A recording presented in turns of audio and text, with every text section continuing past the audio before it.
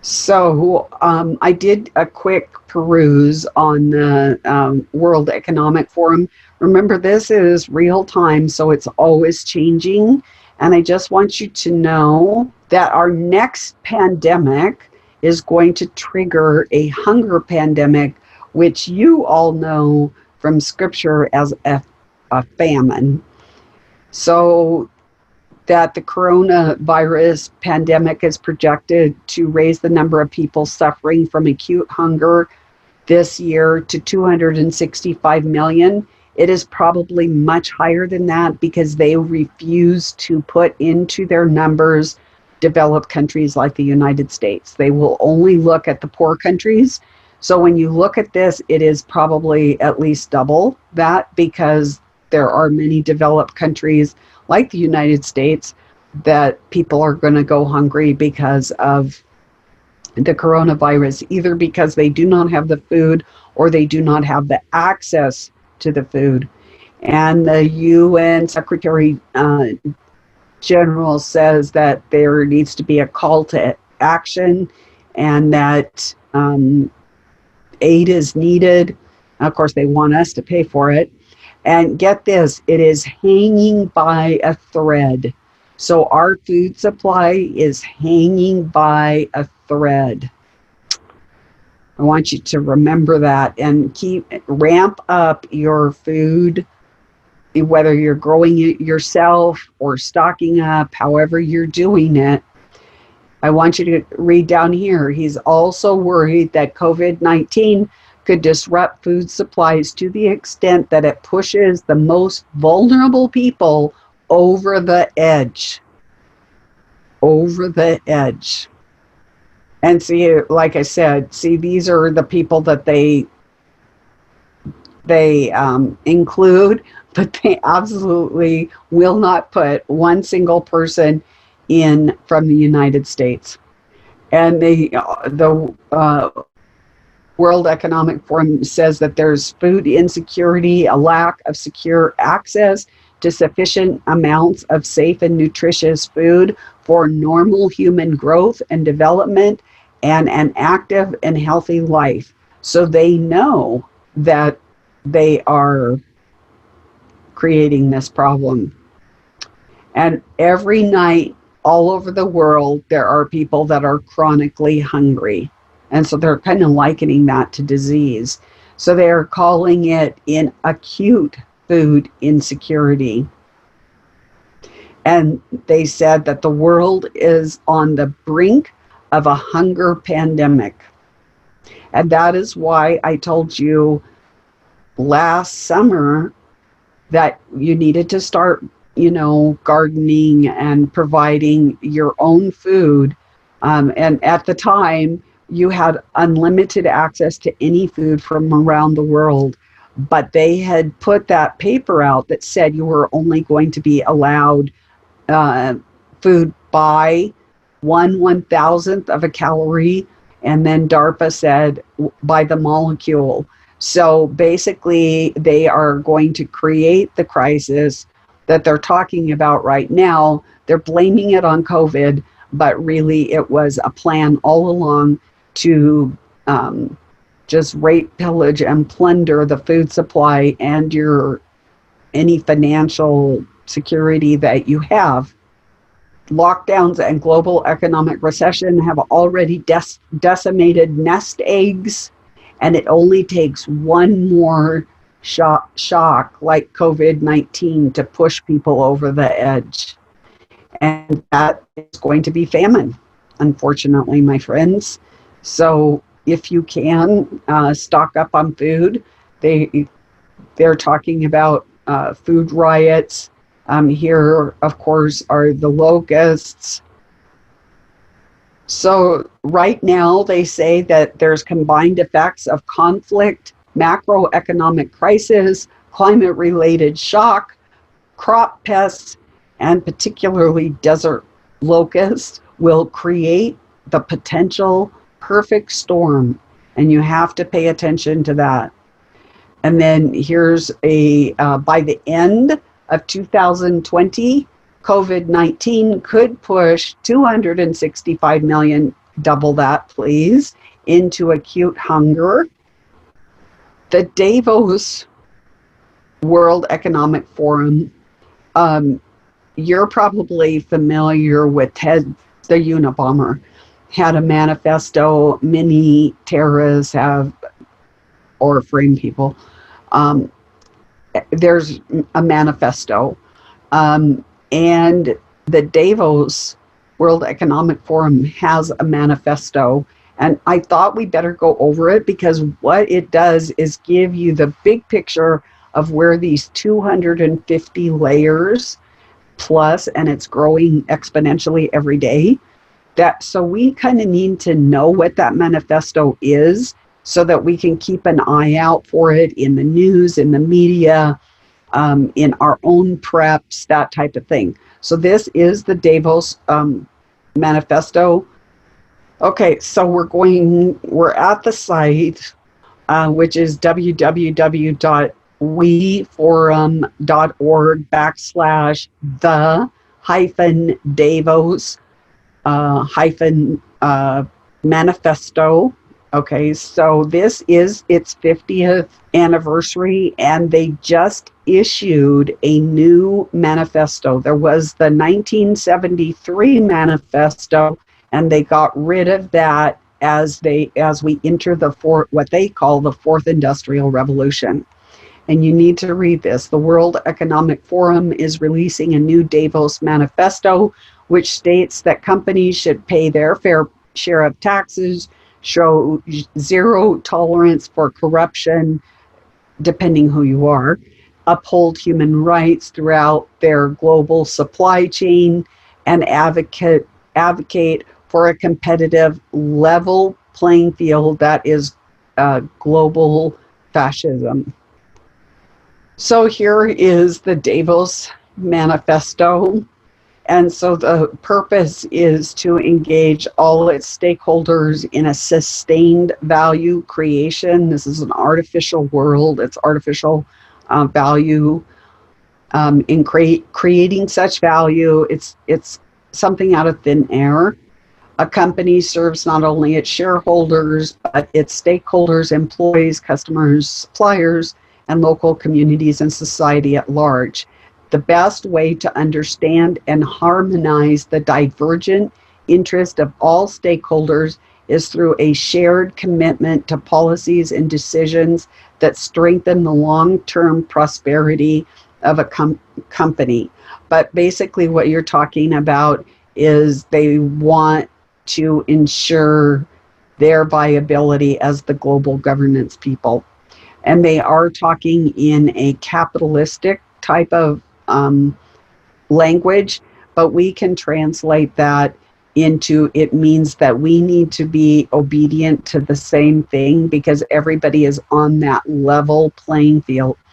So a company serves its customers by providing a value proposition that best meets their needs. So it's a selfie, and the Bible is anti-selfie. It's a sacrificial system. We give, it's not what we take. It accepts and supports fair competition and a level playing field. That's global fascism. That is the beast system. Has zero tolerance for corruption. Only the people at the top can be corrupt. Everybody else must follow the rules. It has a digital ecosystem in which it operates reliable and trustworthy.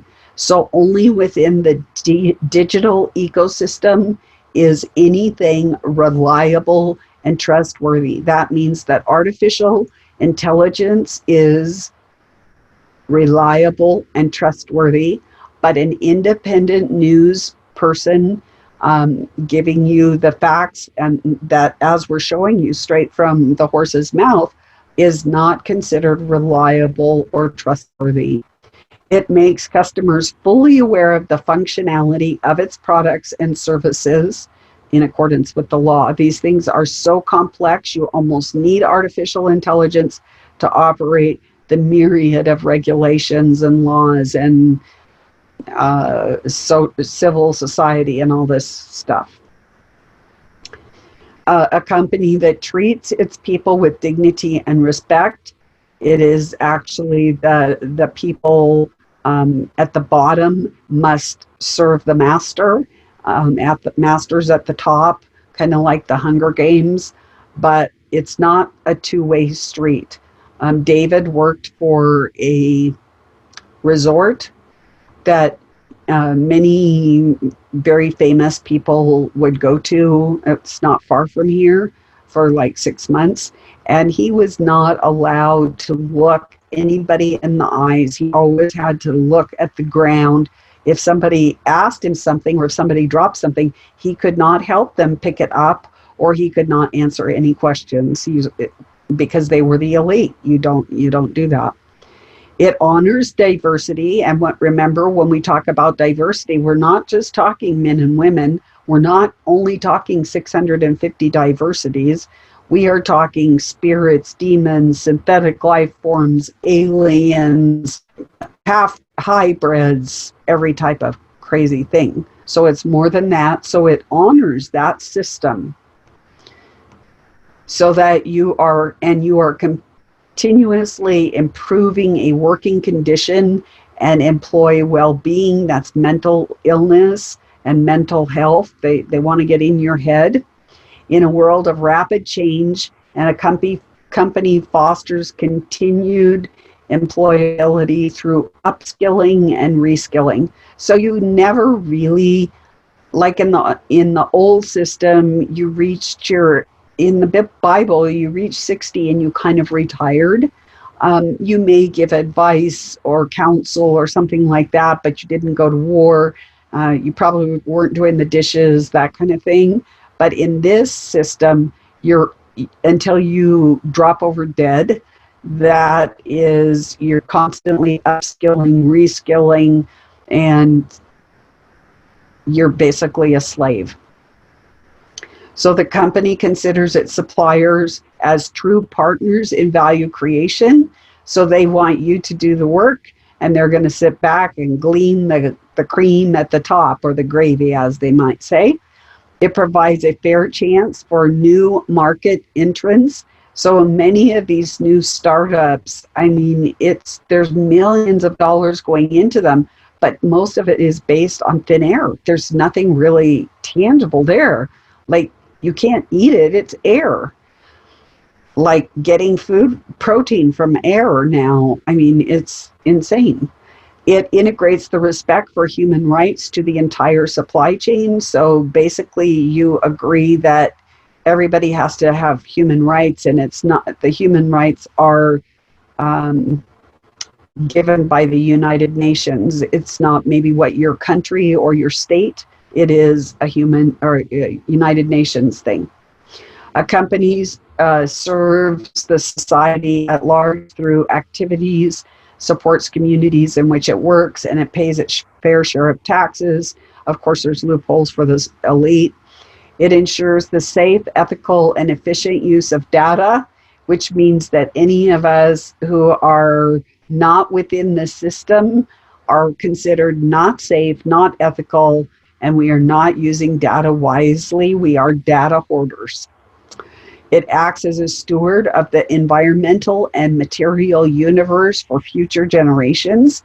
And I just absolutely have to laugh at that, because here they are stripping away the material universe down to the atomic level or even lower, and re-engineering it into their image, or this image of Satan or a beast system.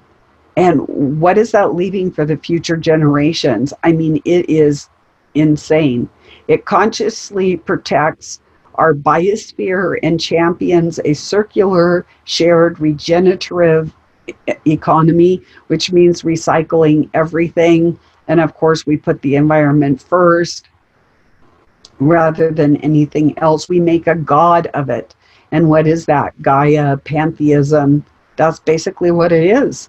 It continually expands the frontiers of knowledge, innovation, technology to improve people's well-being, get you to spend more money on the next cell phone or smart TV or whatever that you're going to become one with.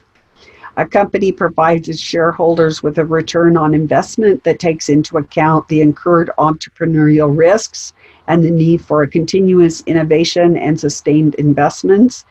It responsibly manages near-term, medium-term, and long-term value creation in pursuit of sustainable shareholder returns that do not sacrifice the future for the present, but they are going to ask you to sacrifice your life for the future.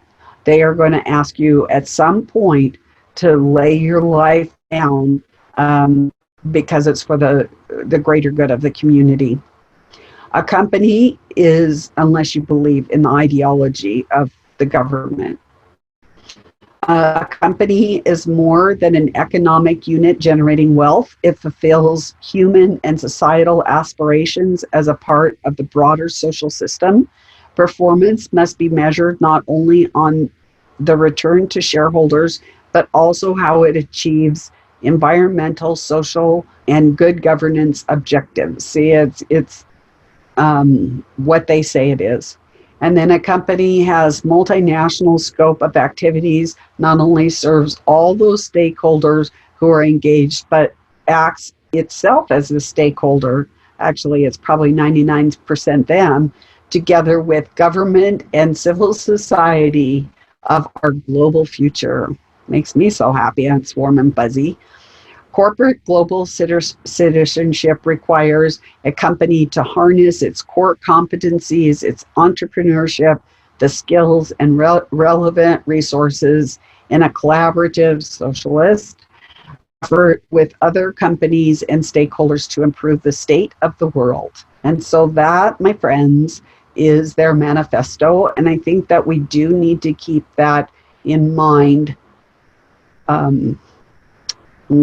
as we look at the news and what's going on. So I have some really exciting news for you. So I've taken the plunge and I am going to have my own TV show. And so it's going to be on the Truth Hunters channel.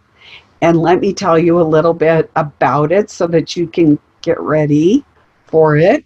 The Celestial Report, or parts of it, are going to be available on Roku, Apple TV, iOS, Android, Amazon Fire, and throughout the web. And what you're going to want to do is download the app, the Truth Hunters, and I will be doing an introduction video this weekend. I'm just kind of introducing myself. Of course, for patrons, you're going to still have your own exclusive content. This will just a few of my broadcasts each week will go to the TV show. But now you'll be able to watch me on the big screen, if you have a big screen, or a laptop, or your phone, whatever way you choose to watch the Celestial Report. It's just going to help our community to get a little bit bigger, spread the message of Jesus Christ. So this will take place, officially it's May 1st, but really I'll start sending programming over the first week in May. So be looking for it.